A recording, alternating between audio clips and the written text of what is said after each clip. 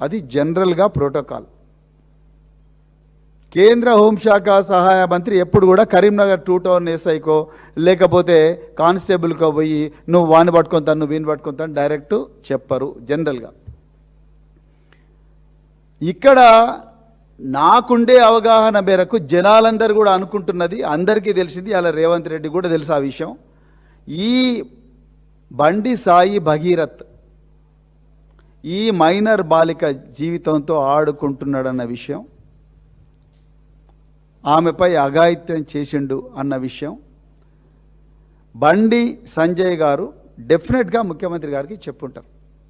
చెప్పకపోతే ఈ విషయం తెలవదు ఆయనకు అసలు పోలీసు వాళ్ళకి ఇన్స్ట్రక్షన్సే రావు. మొట్టమొదటి పాయింట్. మరి ఆ బండి సంజయ్ గారు మీకు ఎప్పుడు చెప్పిండ్రా లేదా? ఇవాళ ముఖ్యమంత్రి చెప్పాలి ప్రజలకు. చెప్తే ఎప్పుడు చెప్పిండు? చెప్పిన వెంటనే మీరు డీజీపీకి ఏమని ఇన్స్ట్రక్షన్స్ ఇచ్చిండ్రు? డీజీపీకి మీరు ఏమని ఇన్స్ట్రక్షన్స్ ఇచ్చిండ్రు? ఆయన కింద ఏమని ఇన్స్ట్రక్షన్స్ ఇచ్చిండు? ఇప్పుడు మీరు ఇమ్మీడియట్ ఈ వీడియోలో 4 సార్లు 5 సార్లు మాట్లాడి ఇమ్మీడియట్గా చేసిన బండి సంజయ్ గారు మీకు తన కుమారుడు ఈ అమ్మాయి వ్యవహారంలో ఏదో ప్రమాదం అయ్యేటట్టుంది, నా కుమారుడిని రక్షించాలా అని చెప్పి మీకు చెప్పినప్పుడు మీరు కింద మీ అధికారులకు డీజీపీ గారికి చెప్పినరా, సైబరాబాద్ పోలీస్ కమిషనర్కి చెప్పినరా, లేకపోతే కరీంనగర్ పోలీస్ కమిషనర్ చెప్పినరా, ఎవరికి చెప్పినరా అనేది మీరు ప్రజలకు చెప్పాల్సిన బాధ్యత హోంమంత్రిగా మీ మీద ఉంది రేవంత్ రెడ్డి గారు. మీరు ప్రతిసారి కూడా ప్రవీణ్ కుమార్ ఐపీఎస్ ఆఫీసరు, ఆయన ఐపీఎస్ నుంచి రాజీనామా చేసిండు, మళ్ళీ ఆయన ఈ ఇన్వెస్టిగేషన్ గురించి ఆయనకు మాట్లాడే అర్హత లేదు. అయ్యా నేను ఐపీఎస్ నుంచి రాజీనామా వాలంటరీగా చేసి మీలాగానే ఏమంటారు రాజకీయాల్లోకి నేను వచ్చిన తర్వాత నా పోలీస్ బ్రెయిన్ను ఆల్మోస్ట్ నేను పక్కకు పెట్టిన, కానీ మీరు మళ్ళీ నా పోలీస్ బ్రెయిన్ను నిద్రలేపుతున్నారు ఇన్ని తప్పులు చేసుకుంటా. ఇలా మేము అడుగుతున్నది నేను ఇన్వెస్టిగేట్ చేస్తా అని చెప్తలేను, నేను ఇన్వెస్ట్ చేసే అధికారాలు నా దగ్గర లేవు. మీరు ఇన్వెస్టిగేషన్ చేయడం లేదు. చట్టం ఇది చెప్తుంది, ఈ విధంగా చెయ్యాలే, అందరూ జనరల్గా ఈ విధంగా చేస్తారు, మీరు ఎందుకు చేయడం లేదు అని చెప్పి హోంమంత్రిగా మీ అధికారులకు మీరు చెప్పాలని నేను రిక్వెస్ట్ చేస్తున్నా. అంతే తప్ప నేను ఇన్వెస్టిగేట్ చేస్తా, ఎస్ఐ నువ్వు ఏం చేసినావు, పొద్దున ఏం చేసినావు, రాత్రి ఏం చేసినావు, కేసు డైరీలో ఏం రాసినావు, జీడీ ఎప్పుడు ఆపినావు, ఎందుకు ఆపినావు, ఎఫ్ఐఆర్ల డిఫాక్టో కంప్లైంట్ ఏమి ఇచ్చింది అని నేను అడుగుతలేను కదా. నా కాల్ డీటెయిల్స్ తీసుకో, నా ఫోన్ డీటెయిల్ ఇక్కడనే ఉంది, నా ఫోన్ డీటెయిల్ మొత్తం నీకే ఇస్తా, కాల్ డీటెయిల్స్ తీసుకో. నేను ఎవరికి చెప్తలేను, నాకు అవసరం కూడా లేదు. మీరు చేయాల్సిన డ్యూటీ చేయడం లేదు అని ప్రజలందరూ కూడా హాహాకారాలు చేస్తున్నారు కాబట్టే ఈరోజు మేము రంగంలోకి దిగాల్సిన అవసరం వచ్చింది. బీఆర్ఎస్ పార్టీ పాలసీ అది. అంతే తప్ప నేను ప్రతిసారి కూడా మీ ఇన్వెస్టిగేషన్లో ఇబ్బంది పెట్టే వ్యక్తిని కాదు, అవసరం కూడా లేదు. కానీ ప్రజలకు అన్యాయం జరిగినప్పుడు, చట్టం తన పని తాను చేయనప్పుడు, చేయించాల్సిన ముఖ్యమంత్రి నిందితులతో కలిసి కూర్చొని అలాయ్ బలాయి తీసుకుంటున్నప్పుడు వేలాది మంది లక్షలాది మంది ప్రజలు చూస్తుండగా ఇక అడగకపోతే మేమేం చేయాలి మరి? సో మరి మీ దగ్గరికి మీరు అన్నారు కంప్లైంట్ వచ్చిన వెంటనే మేము ఎఫ్ఐఆర్ చేసినామన్నారు. నిజంగా మీ గుండె మీద చేసుకొని చెప్పండి రేవంత్ రెడ్డి గారు, మీరేం చెప్పిండ్రు ఆ రోజు సైబరాబాద్ పోలీస్ కమిషనర్, మీరు కరీంనగర్ పోలీస్కి ఏం చెప్పారు? ఇక్కడ ఆ మహిళ, నేను ఇవాళ కూడా మాట్లాడిన కుటుంబంతో, ఇక్కడ ఆ మహిళ 6 గంటలకు వచ్చిన వెంటనే ఆ స్టేషన్లో ఒక ఎస్ఐ వస్తాడు. ఫస్ట్ ఎస్ఐ చూసి అమ్మో ఇది చాలా డిఫరెంట్ కంప్లైంట్, మీరు దీన్ని మార్చుకొని రండి అంటే పాప ఎస్ఐ మార్చుకొని రమ్మంటే ఆమె మార్చుకొని కూడా వచ్చింది. వచ్చిన తర్వాత సిఐ వస్తాడు. సిఐ 9 గంటల నుండి 12 గంటల వరకు కనీసం ఆమె మహిళతో మాట్లాడలేదు. ఇంట్లో ఒక్కతే బిడ్డ, అప్పటికే 2 సార్లు సూసైడ్ అటెంప్ట్ చేసింది. ఒక్కతే బిడ్డ ఇంట్లో కూర్చొని ఏడుస్తుంది, తల్లి ఏమో పోలీస్ స్టేషన్లో ఉంది. ఇది ఇలా ఉండగా కరెక్ట్గా అదే టైంలో కరీంనగర్ 2 టౌన్ పోలీస్ స్టేషన్లో ఈ కుటుంబం మీద, ఈ అమ్మాయి మీద 17 సంవత్సరాల బాలిక మీద, తల్లి మీద, తండ్రి మీద ఒక ఎఫ్ఐఆర్ అవుతుంది. ముఖ్యమంత్రి గారు మీరు నిన్న ఏమన్నారు? బండి సాయి భగీరథే పోయి కరీంనగర్ 2 టౌన్ పోలీస్ స్టేషన్లో కేసు పెట్టిండు అన్నారు. నిజంగా రాష్ట్ర ముఖ్యమంత్రిగా హోంమంత్రిగా మీకు కొనసాగే అర్హత లేదు రేవంత్ రెడ్డి గారు. నిజంగా మీకు ఈ ప్రజలకు న్యాయం చేయాలన్న ఇంటెన్షన్ పూర్తిగా లేదు, లేకనే ఉండాలి. లేకపోతే పోలీసు వాళ్ళు మిమ్మల్ని కంటిన్యూస్గా తప్పుదో పట్టిస్తూనే ఉండాలి. మీరు 18 నిన్న వెయిట్ న్యూస్ ఇంటర్వ్యూలో మీరు ఏం చెప్పినారు, 18 గంటలు రివ్యూ చేస్తుంటే ఆఫీసర్లు ఇంకా ఎన్నిసార్లు రివ్యూ చేస్తారు సార్ అని చెప్పి అలసిపోయి పారిపోతున్నారు, నన్ను చూశాను అన్నారు. 18 గంటల రివ్యూ చేస్తున్నా నాకు చాలా స్పష్టత ఉంది. నా ఎనర్జీ అంతా కూడా ప్రజా సంక్షేమం కోసమే పెడుతున్న తప్ప, ప్రజా రక్షణ కోసం పెడుతున్న తప్ప నన్ను ఇబ్బంది పెట్టిన శత్రువుల మీద నేను ఏ మాత్రం కూడా ఎనర్జీ పెడతలేను అని చెప్పి వాళ్ళ కర్మకు వాళ్ళు ఏమన్నా కానీ అని స్టేట్మెంట్ మీరు ఇచ్చిండ్రు.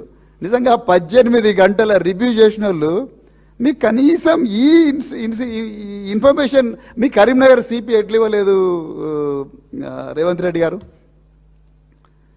బండి సాయి భగీరథ్ అసలు కరీంనగర్ 2 టౌన్ పోలీస్ స్టేషన్కే పోలే. ఆ విషయం మీకు పోలీసు వాళ్ళు చెప్పిండ్రా? ఆయన పోలే. అసలు ఆ కరీంనగర్ 2 టౌన్ పోలీస్ స్టేషన్లో ఇచ్చిన కంప్లైంట్లో ఆ సిగ్నేచర్ కూడా సాయి భగీరథ్ కాదు. మీరు చూడండి, సాయి భగీరథ్ పోలీసు వాళ్ళకు పెట్టిన ఒక ఈమెయిల్, సోకాల్డ్ ఈమెయిల్, అదేవిధంగా కరీంనగర్ 2 టౌన్లో ఆయన ఇచ్చిన షికాయత్ అంటే కంప్లైంట్, ఫిర్యాదు, అసలు ఆయన పోలేదండి కరీంనగర్ 2 టౌన్ పోలీస్ స్టేషన్కు. మీరు ఎవరినైనా అడగండి, ఆయన ఇప్పుడు ఆయన రేపు దొరుకుతాడు కదా, మీరు తలుచుకుంటే దొరుకుతాడు ఆయన. ఇప్పుడు ఆయన దొరికిన తర్వాత ఆయన ఇంటరాగేట్ చేసేటప్పుడు అడగండి కరీంనగర్ 2 టౌన్ పోలీస్ ఎవరు పోయినారు. మీరు ఇప్పుడు అడగండి రేవంత్ రెడ్డి గారు, ఫోన్ చేసి కరీంనగర్ సిపి గారిని అడగండి, బండి సాయి భగీరథ్ కరీంనగర్ 2 టౌన్ పోలీసులు అడుగు పెట్టిండా? నేను ఇలా ఓపెన్ అడుగుతున్నా కరీంనగర్ సిపి గారిని, గౌరవ డీజీపీ గారిని. ఎవరైనా సివిలియన్ మేము ఒక ఎఫ్ఐఆర్ కాపీ, ఒక కంప్లైంట్ కాపీ పోలీస్ స్టేషన్కు ఎవరి ద్వారా పంపిస్తే మీరు కేసు రిజిస్టర్ చేస్తారా? చేయరు. ముందు అసలు మేము వచ్చినా చేయరు. ఆ మహిళనేమో ఇక్కడ ఏడుస్తుంది, కంప్లైంట్ పట్టుకొని వచ్చింది మహిళ బిడ్డ కోసం. అక్కడనేమో ఎవడైతే దుర్మార్గుడు ఉన్నాడో వాడు ఇక్కడి నుంచే పంపిస్తాడో కంప్లైంట్, ఆ కంప్లైంట్ ఒకటి తీసుకొని ఇచ్చిపోతే తన కేసు రిజిస్టర్ చేస్తారు. ఆ కేసు రిజిస్టర్ చేయడం కూడా ఎంత ఘోరంగా చేసిండ్రా అంటే, మళ్ళీ చెప్తున్నాను, నేను చెప్పినా మళ్ళీ ఇవాళ కూడా చెప్తున్నాను, బెయిలబుల్ సెక్షన్లలో పెట్టాల్సిన కేసును నాన్ బెయిలబుల్ సెక్షన్లలో పెట్టిండ్రు కావాలని. అసలు వాడు ఫిర్యాదుదారు రాలే, బండి సాయి భగీరథ్ ఎక్కడ కూర్చున్నాడో ఏందో, డైరెక్ట్ ఆయన పంపిస్తాడు, వీళ్ళు కంప్లైంట్ రిజిస్టర్ చేస్తారు. దాని మీద మీరేం చెప్తారు? మీరు చెప్పకుండా కరీంనగర్ కమిషనర్ ఆఫ్ పోలీస్ గారు సో కాల్డ్ కంప్లైంట్ ఇస్తే మీరు కేసు ఎట్లా రిజిస్టర్ చేస్తారు?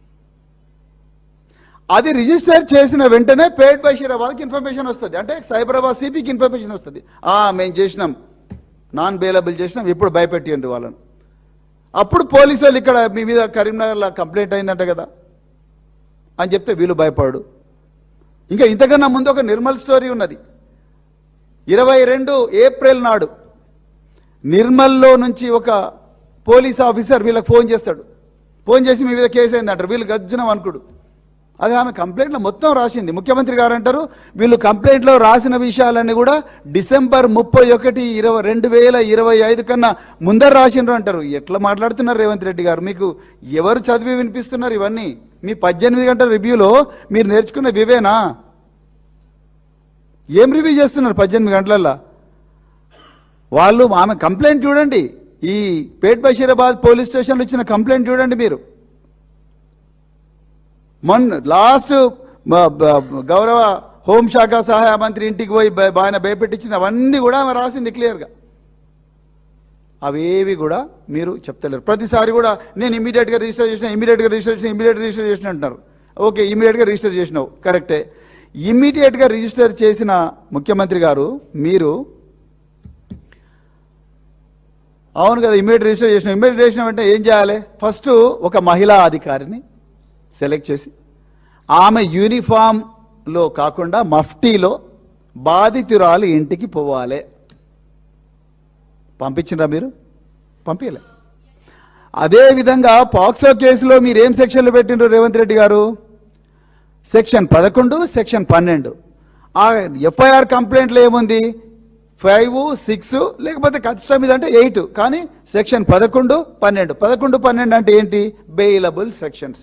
కరీంనగర్లోనేమో నాన్ బెయిలబుల్, వీళ్ళు దొరికితే జైలుకు పోవాలి. ఇక్కడనేమో బండి సాయి భగీరథ అట్లా రావాలి, స్టేషన్ బెయిల్ తీసుకోవాలి, మంచిగా ఇంటికి పోయి ఎంజాయ్ చేయాలి. మీరు ఇమ్మీడియట్గా నేను చేసిన న్యాయం చేసిన మైనర్ బాలకి అది చేస్తా ఇది చేస్తా అన్నారు. ఇక మూడవ అబద్ధం, మీ వాళ్ళు పోలేదు, మీ మహిళా పోలీస్ అధికారులు పోలేదు వాళ్ళ ఇంటికి, వాళ్ళ స్టేట్మెంట్ రికార్డ్ చేయలేదు. ఓకే. మూడవ అబద్ధం, ప్రధానమంత్రి నరేంద్ర మోడీ గారి పర్యటన. నరేంద్ర మోడీ గారు హైదరాబాద్ విమానాశ్రయంలో ఎన్ని గంటలకు దిగినరు? 14 గంటల 50 నిమిషాలకు దిగినరు. 2 గంటల 50 నిమిషాలకు దిగినరు. అక్కడి నుండి గౌరవ ప్రధానమంత్రి గారు నేరుగా హెచ్ఐసిసి పోయినరు. హెచ్ఐసిసిలో రిమోట్ విధానంలో కొన్ని ఇనాగరేషన్లు చేశారు. అక్కడి నుండి వారు సింధు హాస్పిటల్ ఇనాగరేషన్కు పోయినరు. సింధు హాస్పిటల్ ఇనాగరేషన్ అయిపోయిన తర్వాత గౌరవ ప్రధానమంత్రి గారు బేగంపేట విమానాశ్రయానికి వచ్చిండ్రు. గంట సేపు రెస్ట్ తీసుకున్నారు. అక్కడి నుండి వారు పెరేడ్ గ్రౌండ్కు పోయినరు. పెరేడ్ గ్రౌండ్కు పోయిన తర్వాత అక్కడి నుండి మళ్ళీ బేగంపేట విమానాశ్రయానికి వచ్చి అక్కడి నుంచి డైరెక్ట్ జామ్నగర్ ఎయిర్పోర్ట్ గుజరాత్కు పోయినరు. ఇది వారి ప్రోగ్రాం. కరెక్ట్. హైదరాబాద్ నగరంలో జరిగిన బందోబస్తు అంతా కూడా హైదరాబాద్ కమిషనర్ ఆఫ్ పోలీస్ చూసుకున్నాడు. సైబరాబాద్లో జరిగిన ప్రోగ్రాం ఏంది? Only HICC and Sindhu hospital రెండే, అండ్ రూట్ బందోబస్తు. ఈ బందోబస్తుల్లో ఎక్కడ కూడా పేట్ బషీరాబాద్ ఇన్స్పెక్టర్ కానీ, ఏసీపీ పేట్ బషీరాబాద్ కానీ, డీసీపీ కోటిరెడ్డి కానీ వాళ్ళు డ్రాఫ్ట్ కాలేదు. నేను తప్పైతే దయచేసి మీడియాకి తీసుకురండి. మీ బందోబస్తు స్కీమ్ చూపించాలనుకుంటే చూపించండి. నేను తప్పైతే నన్ను కూడా కేసు పెట్టి నన్ను కూడా జైలుకు పంపారు. ఈ డీసీపీ కోటిరెడ్డి, అదేవిధంగా పేట్ బషీరాబాద్ ఇన్స్పెక్టరు, లేకపోతే చాలామంది మహిళా అధికారులు, ఐపీఎస్ ఆఫీసర్లు కూడా ఉన్నారు ఖాళీగా. 10,000 మందిని బందోబస్తు చేసినారు అన్నారు. ఓకే, 10,000 మంది. తెలంగాణ పోలీసుల సంఖ్య ఎంత రేవంత్ రెడ్డి గారు? 1,00,000. 1,00,000లో 10,000 తీసేస్తే మిగిలింది ఎంత? 90,000. ఈ 90,000 మందిలో కేసీఆర్ గారి సమయంలో దాదాపుగా 30,000 నుంచి 40,000 మంది, 30,000 మంది మహిళా పోలీస్ అధికారులు రిక్రూట్ అయినరు. అందులో ఒక్క మహిళా పోలీస్ అధికారి కూడా దొరకలేదనంటే ఈ బాధితురాల దగ్గర మేము పంపించడానికి ఎట్లా ఓపెన్గా అబద్ధాలు కూడా అతికినట్టు చెప్తున్నారు రేవంత్ రెడ్డి గారు మీరైతే. కానీ మీరు అనుకుంటున్నారు జనాలు నమ్ముతారు అనుకుంటారు, కానీ అట్లా ఉండదు. నిజం నిప్పు లాంటిది, తెలుస్తుంది. డీసీపీ కోటిరెడ్డి కానీ, అదేవిధంగా ఏసీపీ పేట్ బషీరాబాద్, ఆయన పేరేందో నాకు తెలియదు, అదేవిధంగా మన పేట్ బషీరాబాద్ ఇన్స్పెక్టర్ కానీ వీళ్ళు ఎవరు కూడా బందోబస్తులో లేరు. ఉంటే చూపించండి, టవర్ లొకేషన్స్ చూపించండి, తీసి టవర్ లొకేషన్ చూపించండి. మీరు ఏం చెప్పినంటే, అయ్యా బండి సంజయ్ వచ్చిండు, వాళ్ళ కొడుకు ఏదో ఇబ్బందులు ఉన్నాడు, ఆయన ఎట్లా కాపాడాలి కాబట్టి మీరు ఏదన్నా చేసి కాపాడండి అంటే, ఇగో మన వాళ్ళు పోలీసు వాళ్ళు more loyal than the king. ఏదైనా చేసినట్టే కరీంనగర్ ఆయన నాన్ బెయిలబుల్, ఇక్కడ బెయిలబుల్, నిందితుడు పరార్. ఈ రోజు వరకు కూడా దొరకలేదు.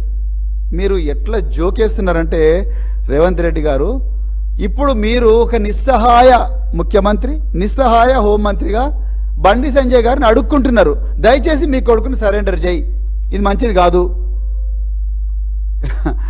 ఒక ముఖ్యమంత్రి, ఒక హోంమంత్రి, చట్ట ప్రకారం డ్యూటీ చేయాల్సిన వ్యక్తివి, ఈ రాష్ట్రంలో ఉండే 2 కోట్ల మంది మహిళల ధనమాన ప్రాణాలు రక్షించమనే ఈ ప్రజలందరూ కూడా నీకు ఓట్లేసిండ్రు.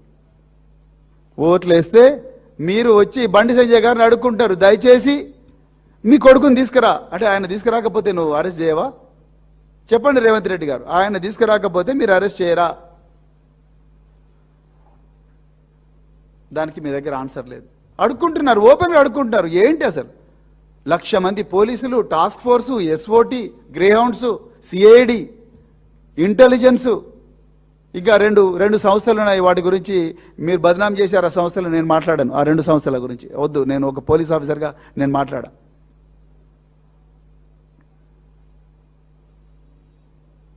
మీరు నిన్న ఇంటర్వ్యూలో ఏమన్నారు రేవంత్ రెడ్డి గారు?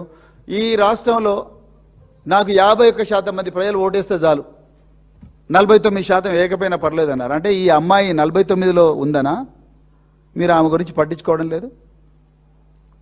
51 దాంట్లోనేమో బండి సంజయ్ కుటుంబం ఉంది, ఈ 49నేమో ఆ అమ్మాయి ఉందన్నా మీరు పట్టించుకోవడం లేదు. మీరు చెప్పాలి విషయం.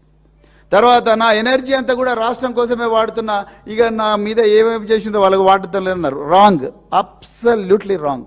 తప్పు తప్పు తప్పు. నేను చెప్తా, దానికి నా దగ్గర ఎవిడెన్స్ ఉంది. మీరు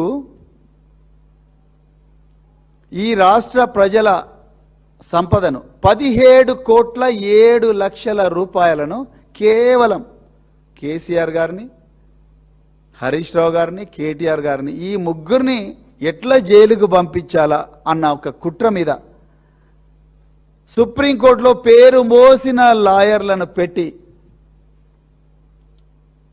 వృధా చేసిండ్రు.